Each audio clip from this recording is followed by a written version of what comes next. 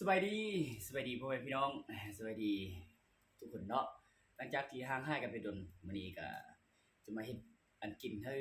ทุกคนได้เบิ่งเนาะนี่สิ่งที่เอาห้างมาหมดแล้วเนาะมักจองเห็นอยู่คลิปโอ้ยเป็นตาแซ่บแต่บ่เคยลองจักเทื่อเมื่อกี้สมัยเป็นพนักงานเสิร์ฟก็เห็นหัวหน้าเพิ่นเฮ็ดกินโอ้ยอยากซิมจักคำก็บ่กล้าซิมตอนนี้มื้อนี้มีโอกาสสั่งมาแต่ภาคใต้แล้วก็จะมาเฮ็ดกินมื้อนี้นะซึ่งว่านี่แช่น้ำเป็นที่เรียบร้อยแล้วนี่โอ้มันบาดหลายเติบนี่บาดโอโญเลยพี่น้องโอโญเอ้นี่ส่วนผสมเนาะอันนี้เครื่องปรุงที่ข้าวคั่วแคนหอมๆพี่น้องเผ็ดกะฮาคั่วต่ำแล้วเมื่อกี้นี่หอมๆเลยน้ำตาลเป็นหัวเกลือนี่ก็คือน้ำซุป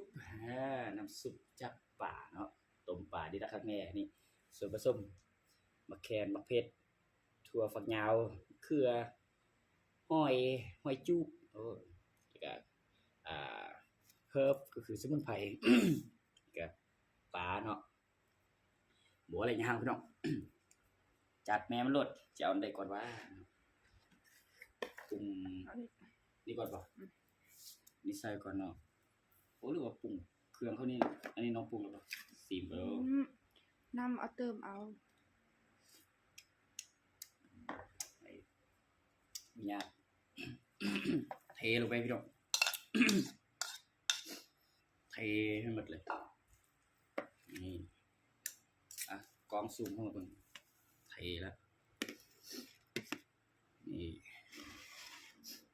บ่ลมแล้วเนาะใส่หมดเลยเทเลยโอ้สองคนเฮากินหมดบ่ไล่คักไล่แน่พี่น้องเอ้ย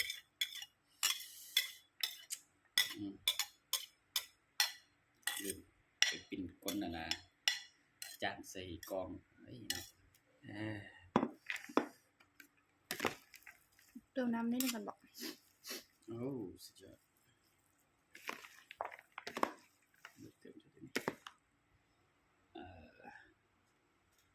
เอาข้าวคั่วใส่ข้าวคั่วลงไปสูตรไผสูตรลาวพี่น้องแล้วแต่มักเนาะบ่มีปลาแดกซ้ำก็ได้หัดต้มใส่ปลาแล้วเด้โอเคแขนหอม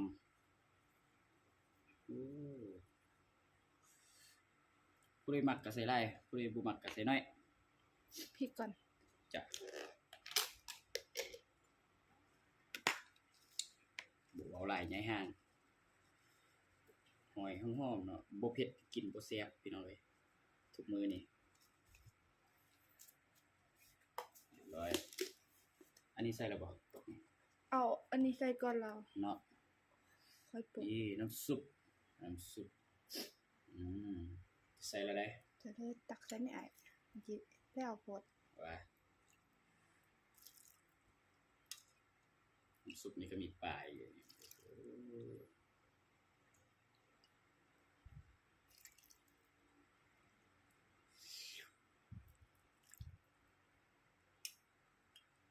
คนมังกรเนาะพี่น้อง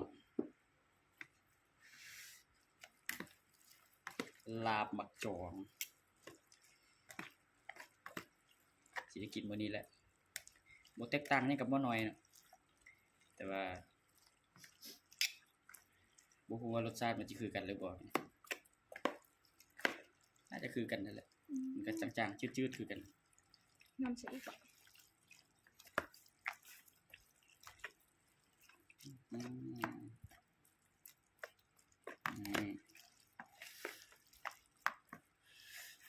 แซ่บพี่น้องแซ่บน้ำใส่ตึมบ่ใส่ใส่อีกผ่านเลยเด้มีซับซ้อนเลยป่ะโอ้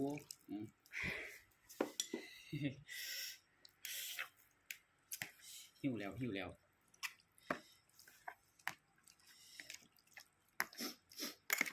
หอมอยู่เด้น่ากินอยู่เด้ยำเหมือนถึงมาแค่นี้ตุบตรับปุ่นเลยแล้ว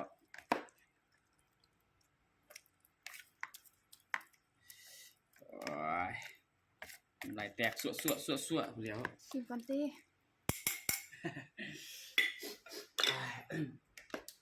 พี่น้องเบิ่งคำใหญ่ๆ บ่ยังรักไรครับพี่น้องครับสิว่าคือพี่จ่าบ่ได้เลยลุย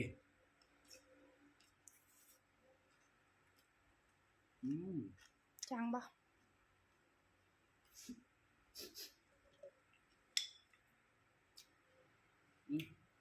เดี๋ยวเรื่อง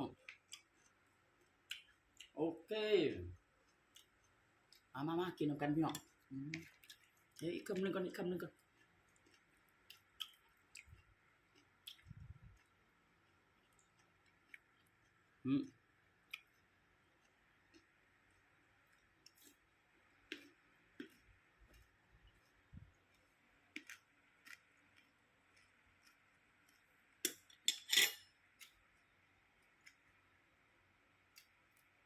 ฟิน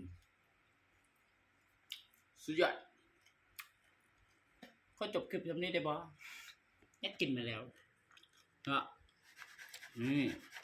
เดี๋ยวคลิปหน้าจะมาเฮ็ดเมี่ยงให้เบิ่งจืมเลยติดตามกันไว้เด้อพี่น้องเด้อคลิปนี้ลามักจองสุดยอดเลย